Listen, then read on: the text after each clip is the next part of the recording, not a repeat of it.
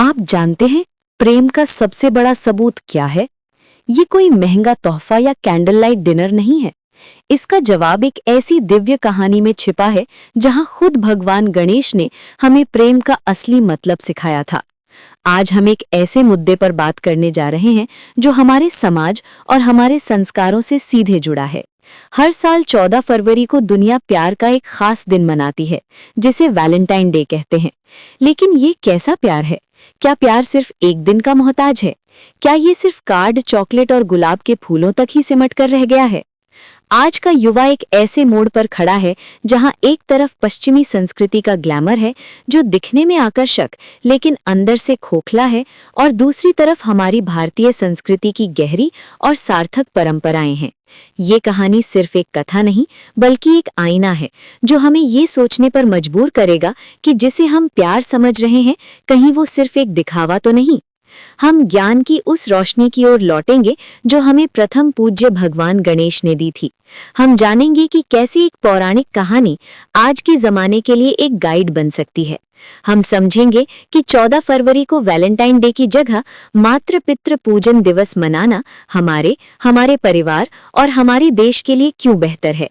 तो मेरे साथ इस सफर में अंत तक बने रहें, क्योंकि आज हम प्यार के उस रूप को जानेंगे जो पल भर का नहीं बल्कि हमेशा के लिए है। कल्पना कीजिए कैलाश पर्वत की, चारों ओर दिव्य शांति है। भगवान शिव और माता पार्वती अपने दोनों बेटों कार्तिकेय और गणेश के साथ बैठे हैं।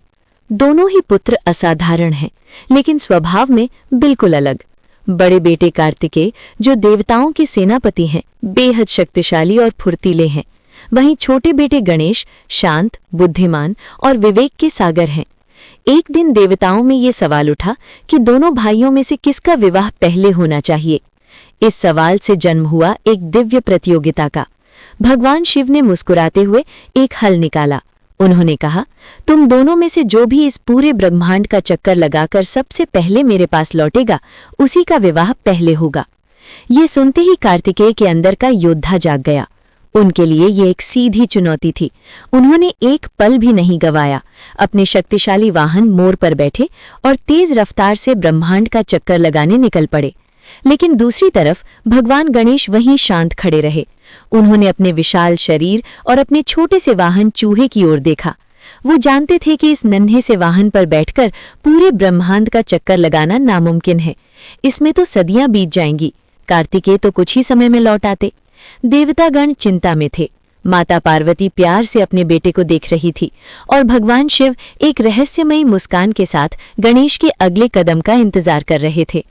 यहाँ एक तरफ रफ्तार थी तो दूसरी ओर विवेक, एक तरफ शारीरिक बल था तो दूसरी ओर आत्मिक ज्ञान। गणेश जी ने क्या किया? वे कहीं नहीं गए।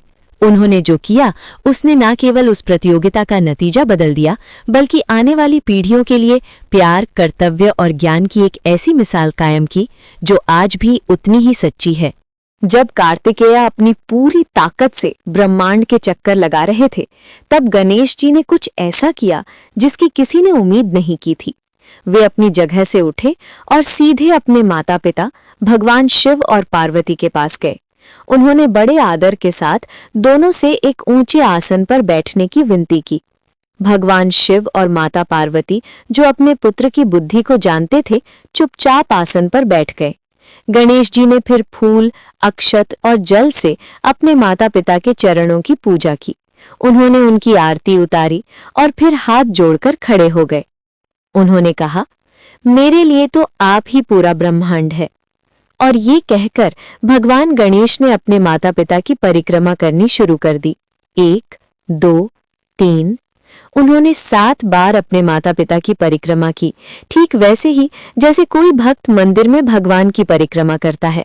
हर चक्कर में वो सिर्फ अपने माता पिता के चारों ओर नहीं घूम रहे थे, बल्कि वो सृष्टि के उस स्रोत की वंदना कर रहे थे जिसने उन्हें जीवन दिया था। जब उन्होंने अपनी 7वीं परिक्रमा पूरी की और माता पिता के चरणों में प्रणाम किया, तो सारा कैलाश उस दिव्य ज्ञान की ऊर्जा से भर गया। कुछ देर बाद कार्तिकेय ब्रह्मांड का चक्कर पूरा करके लौटे। वे पसीने में तरबतर थे, लेकिन चेहरे पर जीत का गुरूर था। उन्होंने आते ही कहा, पिताजी, मैं पूरे ब्रह्मांड की परिक्रमा करके सबसे पहले लौटा हूँ, अब मैं ही विजेता हूँ। तब भगवान शिव ने शांत भाव से गणेश की ओर देखा और कार्तिकेय से पूछा, पुत्र, तुमने ब्रह्मांड की परिक्रमा की, ये सच है, लेकिन क्या तुमने जानने की कोशिश की कि गणेश ने क्या किया? कार्तिकेय ने हैरानी से अपने छोटे भाई की ओर देखा। तब गणेश जी ने बड़ी विनम्रता से कहा, भैया, आप ब्रह्मांड की परिक्रमा करने गए, जबकि मैंने अपने ब्रह्मांड की परिक्रमा कर ली। उन्होंने शास्त्रों का सार समझाते हुए कहा, माता सर्वतीर्थमयी है और पिता सर्वदेवमय है। इसका अर्थ है कि मेरी माता में सभी तीर्थों का वास है और मेरे पिता में सभी देवताओं का निवास है।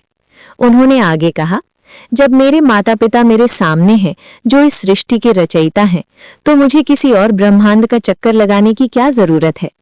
इनकी परिक्रमा करने से मुझे सारे लोकों और तीर्थों की परिक्रमा का पुण्य अपने आप ही मिल गया है। ये सुनकर कार्तिकेय निश्शब्द हो गए। उनका शारीरिक बल गणेश जी के ज्ञान के सामने झुक गया। उन्होंने माना कि सच्ची जीत बाहरी दुनिया में नहीं, बल्कि अपनी जड़ों को समझने में है। भगवान शिव ने गणेश जी के इस ज्ञान की बहुत प्रशंसा की और उन्हें प्रथम पूज्य होने का आशीर्वाद दिया, जिसका अर्थ है कि हर शुभ काम से पहले उनकी पूजा होगी। ये कहानी ब्यूटीफुली दिखाती है कि गणेश जी को ये सम्मान क्यों मिला। तो इस कहानी से हमें क्या सीख मिलती है? ये हमें बताती है कि प्यार और सम्मान के सबसे पहले और असली हकदार हमारी माता पिता हैं। गणेश जी ने हमें दिखाया कि हमारा परिवार ही हमारा पहला ब्रह्मांड है और हमारी माता पिता ही हमारे सबसे बड़े भगवान हैं। यही भारतीय संस्कृति की आत्मा है। मातृदेवो भव, पितृदेवो भव। ये सिर्फ एक कहावत नहीं, बल्कि जीने का तरीका है। ये हमें याद दिलाता है कि माता, पिता और गुरु का स्थान देवताओं के बराबर है। अब जरा आज के जमाने पर आते हैं। चलिए, भगवान गणेश की इस गहरी कहानी की तुलना उस आधुनिक त्योहार से करते हैं जिसे आज के युवा प्यार का दिन मानकर मनाते हैं, यानी वैलेंटाइन डे। 14 फरवरी आते ही बाजार लाल रंग के गुब्बारों, दिलों और महंगे तोहफों से पट जाते हैं। टीवी और सोशल मीडिया पर हर विज्ञापन हमें यही बताता है कि प्यार साबित करने के लिए महंगा तोहफा देना जरूरी है। ये एक ऐसा दिन है जिसकी जड़ें हमारी संस्कृति में नहीं है, बल्कि इसे भारत में एक बड़ी बिजनेस के मौके के तौर पर फैलाया गया है। वैलेंटाइन डे की शुरुआत संत वैलेंटाइन की याद में हुई थी, लेकिन आज इसका रूप पूरी तरह से बदल चुका है। आज ये प्यार का त्योहार कम और दिखावे और खर्च का एक मकड़ जाल ज्यादा लगता है। ये युवाओं पर एक अजीब सा दबाव बनाता है। अगर आपका कोई वैलेंटाइन नहीं है तो आपको अकेला महसूस कराया जाता है, और अगर है तो महंगे तोहफों और सोशल मीडिया पोस्ट्स के जरिए प्यार का दिखावा करने का दबाव होता है। ये कैसा प्यार है जिसे दिखाने के लिए खास दिन और खर्च की जरूरत पड़े? वैलेंटाइन डे जिस प्यार को बढ़ावा देता है वो अक्सर सतही और शारीरिक आकर्षण पर टिका होता है। आई लव यू जैसे 3 शब्द इतने आम हो गए हैं कि इन्होंने अपनी गहराई खो दी है। ये दिन अक्सर युवाओं को ऐसे रिश्तों की ओर धकेलता है जिनकी नींव मजबूत नहीं होती। इससे रिश्तों में अस्थिरता और भावनात्मक टूटन जैसी समस्याएं पैदा होती हैं। ये एक ऐसा सामाजिक दबाव बनाता है जो कई बार युवाओं में चिंता और अकेलेपन की भावना को बढ़ा सकता है, क्योंकि हर कोई इन उम्मीदों पर खरा नहीं उतर सकता। ये प्रेम गणेश जी के दिखाए गए प्रेम से बिल्कुल उल्टा है। गणेश जी का प्रेम निस्वार्थ, श्रद्धा और कर्तव्य पर आधारित था। इसके विपरीत वैलेंटाइन डे का प्रेम अक्सर इस बात पर टिका होता है कि मुझे क्या मिलेगा या हम सोशल मीडिया पर कितने खुश दिखेंगे। एक और बड़ी समस्या ये है कि ये प्रेम को सिर्फ प्रेमी और प्रेमिका के रिश्ते तक सीमित कर देता है। ये माता पिता के निस्वार्थ प्रेम, भाई बहन के स्नेह और गुरु के प्रति सम्मान को पूरी तरह से भुला देता है। क्या उस माँ का प्यार प्यार नहीं है जो अपने बच्चे के लिए रातें जागती है? क्या उस पिता का त्याग प्यार नहीं है जो अपने परिवार के लिए दिन रात मेहनत करता है? ये पश्चिमी सोच हमारे युवाओं को उनकी जड़ों से दूर कर रही है। ये एक ऐसी दुनिया बना रही है जहाँ रिश्ते डिस्पोजेबल है और दिखावा ही सब कुछ है। ये हमारे समाज की नींव यानी परिवार को कमज़ोर कर रही है। वृद्धाश्रमों की बढ़ती संख्या इसी सांस्कृतिक बदलाव का एक दुखद नतीजा है। इसलिए जब हम भगवान गणेश के ज्ञान की कसौटी पर वैलेंटाइन डे को परखते हैं तो ये एक खोखला और भ्रामक त्योहार नजर आता है। ये हमें प्यार के असली स्रोत से दूर ले जाकर एक ऐसे बाजार में खड़ा कर देता है जहां भावनाएं भी बिकाऊ हैं। तो इसका हल क्या है? अगर वैलेंटाइन डे प्यार का खोखला प्रदर्शन है, तो सच्चा विकल्प क्या है? इसका जवाब हमारी अपनी संस्कृति और भगवान गणेश की कहानी में ही छिपा है। ये समाधान है मातृ-पितृ पूजन दिवस। 14 फरवरी को, जब दुनिया एक दिखावटी प्यार का जश्न मना रही हो, हम उस दिन को प्रेम के सबसे शुद्ध और शक्तिशाली रूप को समर्पित करें, हमारे माता पिता को। मातृ-पितृ पूजन दिवस की ये पहल संत श्री आशाराम जी बापू द्वारा शुरू की गई थी, जिसका मकसद युवाओं को पश्चिमी नकल से बचाकर अपनी महान भारतीय संस्कृति से जोड़ना है। ये किसी एक धर्म के लिए नहीं, बल्कि हर उस संतान के लिए है जो अपने माता पिता से प्यार करती है। ये दिवस गणेश जी के उसी सिद्धांत पर आधारित है, मातृ सर्वतीर्थमयी, पिता सर्वदेवमयः। ये हमें अपने जीवित देवताओं की पूजा करने और उनका आशीर्वाद लेने का मौका देता है। मातृ-पितृ पूजन दिवस क्यों मनाएं? इसके 5 बड़े कारण हैं। संस्कृति से जुड़ाव। ये दिन हमें हमारी महान संस्कृति की याद दिलाता है, जो हमें माता पिता का सम्मान करना सिखाती है। परिवार में एकता।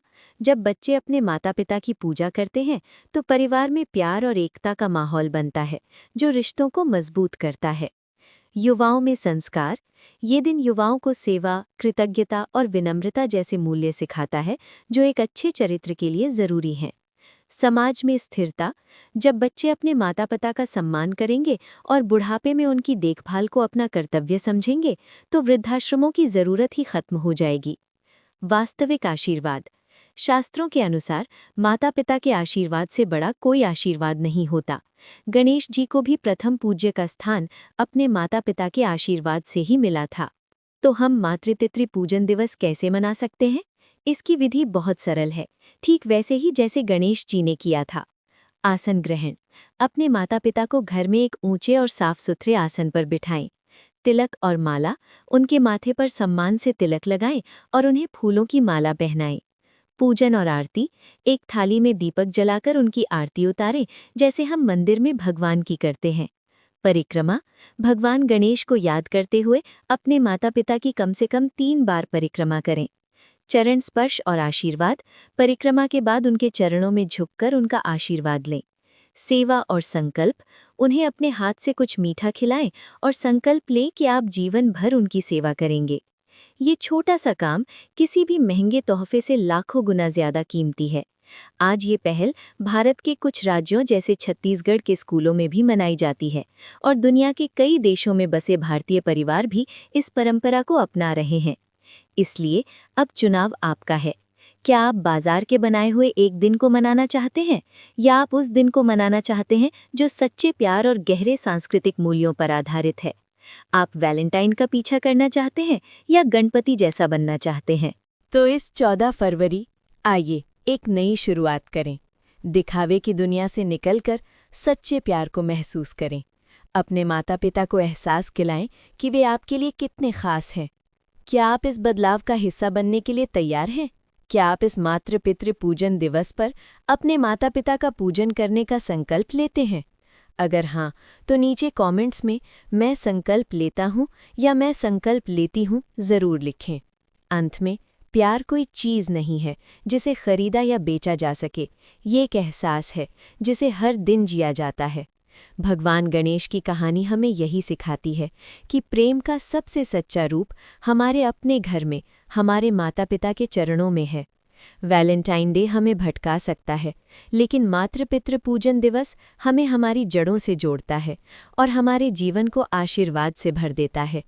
तो आइए इस महान परंपरा को मिलकर आगे बढ़ाएं। इस वीडियो को अपने दोस्तों और परिवार के साथ ज़्यादा से ज़्यादा शेयर करें ताकि ये संदेश हर घर तक पहुँचे। चैनल को सब्सक्राइब करना ना भूलें ताकि आप ऐसी ही प्रेरणादायक कहानियों से जुड़े रहें।